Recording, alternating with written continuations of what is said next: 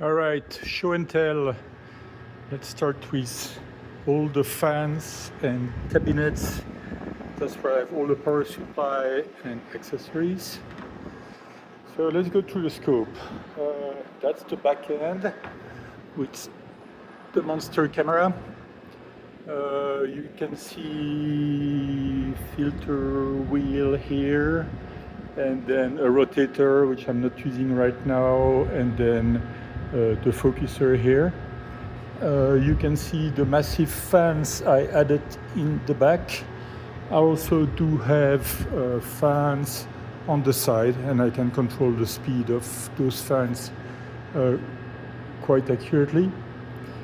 Let's keep going here. So I've got a bunch of thermocouple both on the side, on the back of the mirror, and one in front here. So that way I can decide how to adjust the fan speed. So going to the front, that's, oh yeah, mirror cell maybe. You can barely see the mirror cell in there, but it's a nice 18-point mirror cell, which is reasonably made.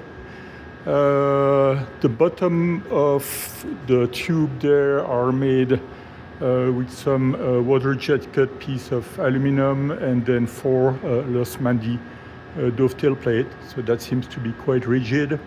And then you can see the front truss here, which goes to the square mirror cage, as I like to do them. I moved a little bit. Oh, there's also a puppy here. I moved the shroud a bit since I was worried that I was actually creating some tube currents.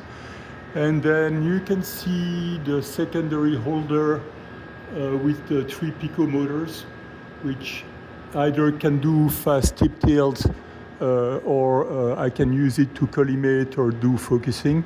So maybe I can get rid of one of the focusing mechanisms someday. You can see the cables going there.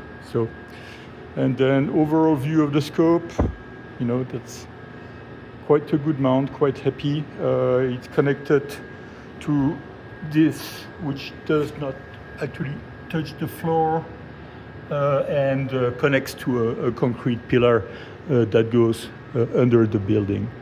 And then that's the computer and cables, as it should be.